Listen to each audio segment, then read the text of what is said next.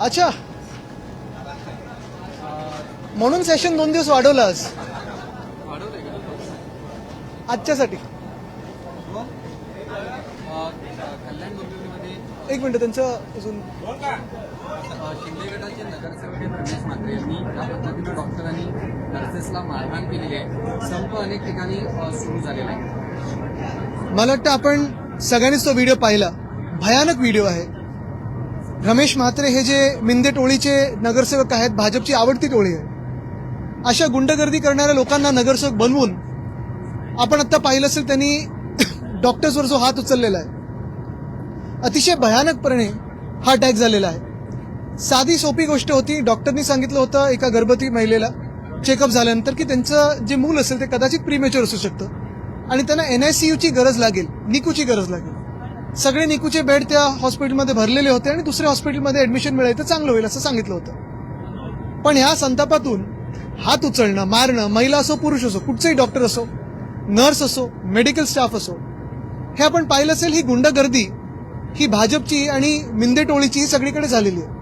ह्या रमेश म्हात्रेला एवढीच हिंमत असेल तर जाऊन राम मंदिर जे लुटतायत त्यांना असं हात उचलून दाखवावं, त्यांच्यावर हात उचलून दाखवावं. उज्जैनची जी भूमी लुटलेली आहे त्यांच्यावर हात उचलून दाखवावं. पण डॉक्टर्स आणि महिला पुरुष कुठचेही डॉक्टर्स असो, नर्सेस असो, ह्यांच्यावरची गुंडागर्दी ही महाराष्ट्र सहन करणार नाही. डॉक्टर्स देखील सहन करणार नाहीत आणि मला वाटतं ह्याचं चाप उत्तर मिळेलच.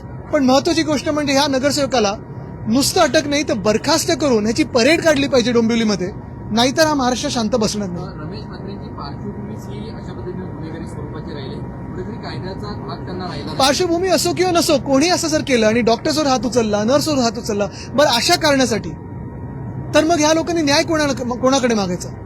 मुख्यमंत्र्यांनी देखील निवेदन करायला पाहिजे. मला वाटत नाही अजून त्यांच्याकडून काही स्टेटमेंट आलेलं आहे. ते गृहमंत्री त्या राज्याचे, मुख्यमंत्र्यांचे हात आता पण बांधलेत का कोणीतरी, हे देखील उत्तर यावं.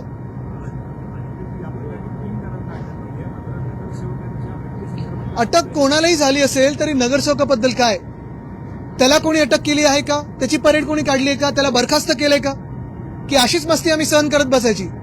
हे आज डॉक्टर्सवर हात उचललाय, कोणावरही उद्या उचलत राहतील, रस्त्यावर कोणावरही जाताना हात उचलतील.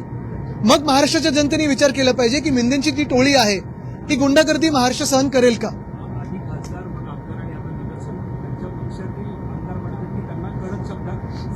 नाही, तुम्ही पाहिलं असेल तो एक दुसरा आमदार होता, त्यांनी कॅन्टीनमध्ये हात उचलला होता. यांचा DNAच असा आहे आणि यांचे जे गुंडागर्दीचे महागुरू आहेत मिंदे, हे पण असेच आहेत आणि मुळात ह्याचसाठी आहे ना भाजप पाळत आहे.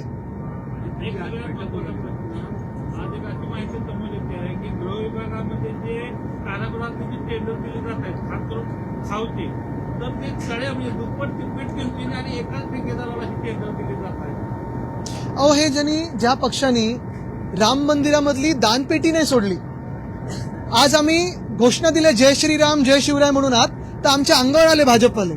हे आम्हाला हिंदुत्व शिकवतात आणि हे भ्रष्टाचार विरोधात लढतात. आपण जर पाहिलं असेल तर गेल्या 5-6 वर्षामध्ये भाजपने अनेक असे लोक घेतले ज्यांच्यावर थेट भ्रष्टाचारचे आरोप भाजपवाल्यांनी केले होते. प्रधानमंत्री महोदयांनी स्वतः केले होते आणि त्यांना या देशामध्ये मुख्यमंत्री उपमुख्यमंत्री बनवलेलं आहे. मग बंगालचे बघा, बिहारचे बघा, आसामचे बघा, महाराष्ट्रात देखील तसंच होतं. ज्यांना पळायला लागले ED, IT, CBI मुळे त्यांनाच मुख्यमंत्री बनवलं होतं आणि यांच्याकडून आपण भ्रष्टाचारी विरोधी कारवाईची अपेक्षा करतो. एक मिनिट, एक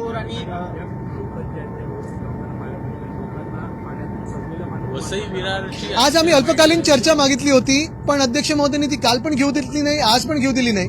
आता उद्या. पण मुख्य गोष्ट हीच आहे, अमित चाटम जे भाजपचे मुंबईचे अध्यक्ष आहेत ते हसतायत इथे पायऱ्यांवर. तुमच्याच चॅनलमधून दिसलं की काल काय झाडांवर चर्चा होती, आज मॅनहोलवर चर्चा आहे. आता काय काय म्हणजे कशावर हसायचं हे भाजपनी, आता देशावर हसत आहेत भाजप. म्हणजे राम मंदिर लुटलं, उज्जैन लुटलं आणि आता आपल्यावर हसतात की बघा आमच्यावर विश्वास कसा ठेवला.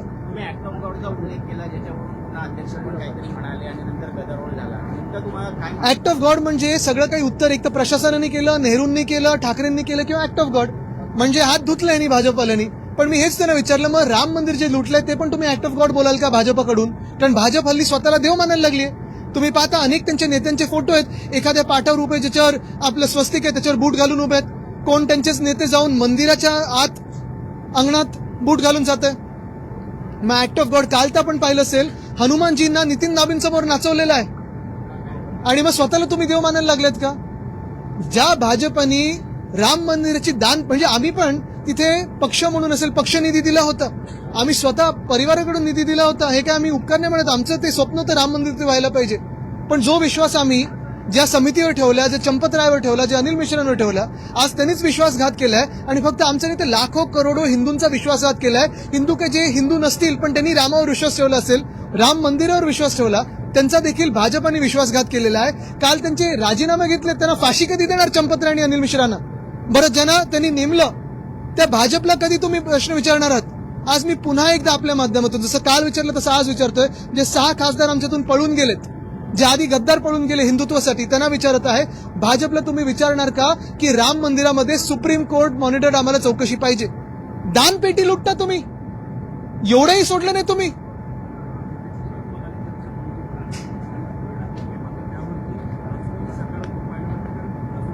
सरकारला उत्तर देण्याची क्षमता नाहीये. जे एकनाथ मिंदे 4 वर्ष नगरविकास खात्याचं घेऊन बसले, 4 वर्ष काय 2019 पासून नगरविकास खातं ज्यांच्याकडे आहे, आज तुम्ही सगळ्या शहरांचे हाल बघा. एक तरी शहर आज राहण्यासारखं राहिले का महाराष्ट्रामध्ये? कुठे कोण इलेक्ट्रिक्युशननी मरते, कुठे झाड पडून मरते, कुठे कोण मॅन्युअलनी मरते. भाजपचे जे अध्यक्ष आहेत ते हसतात त्याच्यावर. म्हणजे सगळं ढकलायचं प्रशासनावर, चौकशी लावायची प्रशासनावर. स्वतःकडे जे खातं ज्याच्यातून तुम्ही पैसे खाताय आणि आमदार फोडताय, नगरसेवक फोडताय, खासदार विकत घेताय, त्याच्याबद्दल काय?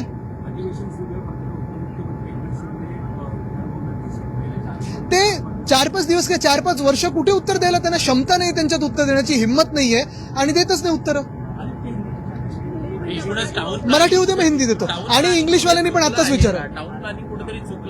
मला वाटतं टाउन प्लॅनिंग पेक्षा, जसं मी त्या दिवशी सांगितलं ना, की प्रत्येकाला उत्तर येतं आर्टिफिशियल इंटेलिजन्सनी आम्ही हा प्रश्न सोडवू. आपलं राज्य हे आर्टिफिशियल इंटेलिजन्स आणि ह्या सरकारच्या नॅचरल स्टुपिडिटीमध्ये अडकलेलं. 100% आहे, 100% कॉन्क्रीट ते झाडं ट्रिमिंगचं टेंडर कोणाला दिलंय? बिल्डरला दिलंय. मला वाटतं आयुक्तांचीही त्यांनी जबाबदारी किंवा ठेका घेतलाय सरकारला वाचवण्याचा, पण सरकार गरज पडली तर त्यांना पण सुळीवर चढवेल आणि स्वतःला वाचवण्याचा प्रयत्न करेल.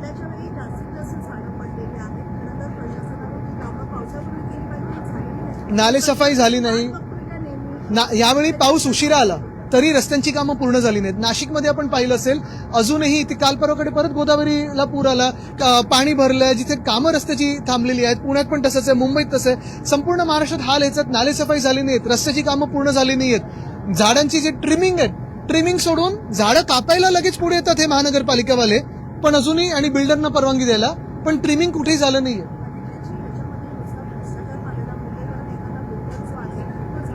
तेच मी सांगतोय, तेच सांगतोय मी.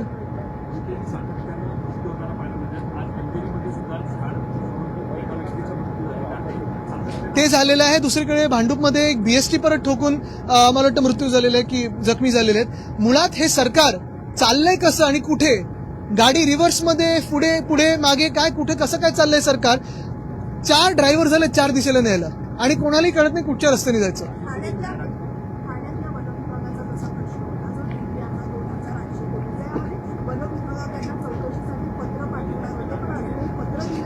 भाजप ऑपरेशन देवेंद्र फडणवीस मध्ये भाजपमधले काही लोक सामील झालेले असं वाटायला लागलेलं आहे. कारण आज पण आपण पाहतो मुख्यमंत्री आता हाऊसमध्ये आलेत, सकाळी माहित नाही पण आता आलेत. बॉडी लँग्वेज तशी जी आधी 24ची वाटत होती तशी नाहीये आणि मला वाटतं त्यांना कळायला लागलेलं आहे. कदाचित हे त्यांचं शेवटचं सत्र आहे अधिवेशनाचं, ह्याच्यानंतर त्यांना दिल्लीत खेचलं जाईल.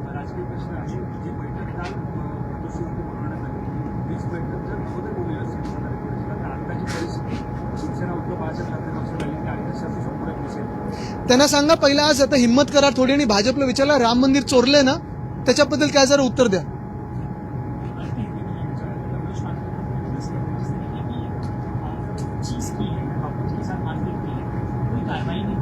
भाजपा के सबसे चहेते मिंदे गुट ने जो रमेश म्हात्रे ने हमला किया है डॉक्टर्स पे हो, नर्सेस पे हो, फिर वो चाहे महिला हो या पुरुष हो, हर एक का अधिकार है कि हमारे राज्य में, हमारे देश में सुरक्षित रहे और सुरक्षित रहते हुए लोगों की सेवा करे. कल की जो घटना है जो 6 तारीख को हुई, वो यही बात थी कि वहां के डॉक्टर्स ने जब एक गर्भवती महिला को कहा कि आपके जो न्यूबॉर्न बेबी को शायद एनआईसीयू की जरूरत हो सकती है, तो कृपया करके आप दूसरे हॉस्पिटल में जाइए, इस हॉस्पिटल में सारे जो एनआईसीयू के बेड्स है वो भरे हुए.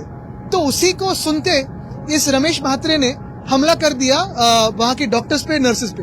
बात यही है कि ये जो रमेश म्हात्रे है सिर्फ अरेस्ट नहीं, तो उनको डिस्क्वालीफाई करना जरूरी है और अरेस्ट होके उनको परेड करना जरूरी है कि अगर किसी पे भी डॉक्टर हो, नर्स हो, महिला हो, पुरुष हो, अगर हाथ उठाए तो ऐसे ही कार्रवाई होगी।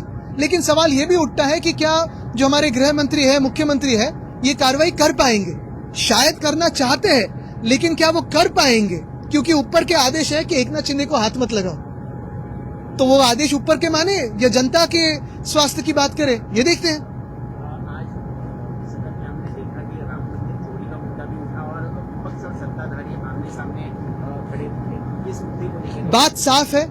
जो बात हमने छेड़ी थी कि मुंबई में, पूरे महाराष्ट्र में अगर आप देखें तो मानसून से पूरे जो हाल हुए लोगों के, कोई पेड़ गिर के मर रहा है, कोई मैनहोल में गिर के मर रहा है, कोई किसी और आपत्ति में मर रहा है, कभी कोई इलेक्ट्रिक्यूट होकर मर रहा है। तो कल से हम बात करें कि चर्चा तो लें इस पे, तो चर्चा लेने के लिए तैयार नहीं। फिर स्पीकर साहब कहते कि नहीं शायद कल में लेंगे।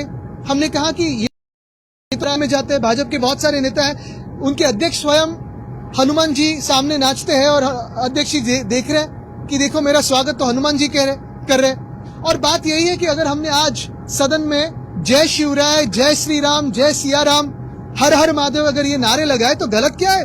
भाजपा हम पे चढ़ के आ रही है कि ये नारे नहीं लगा सकते।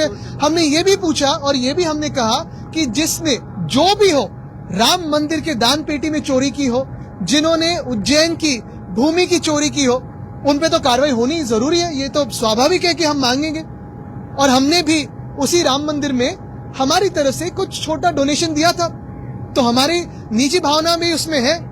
वो उधर राम मंदिर बने, मेरे दादाजी वंदनीय हिंदू सम्राट बाला साहब ठाकरे का स्वप्न था, हमारा भी सपना था।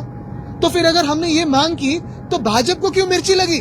अगर कोई मांग कर रहे हैं इस देश में, अगर हम मांग कर रहे हैं, कांग्रेस पार्टी मांग कर रही है, आम आदमी पार्टी मांग कर रही है, सपा मांग कर रही है कि जिन्होंने राम मंदिर के दान पेटी से पैसा लूटा है उस पर कार्रवाई हो, तो भाजपा को क्यों मिर्ची लगती है? क्या उसमें वो शामिल है या उनको लगता है कि वहां के जो चोर है उनको प्रोटेक्शन दिया जाए? ये भाजपा ने जवाब दे, क्योंकि नहीं तो भाजपा बड़े बड़े होर्डिंग लगाता है, हिंदुत्व के, दूसरों को हिंदुत्व का सर्टिफिकेट देता है। आज क्यों चुप है? धन्यवाद। नागपुर में भी इसी तरह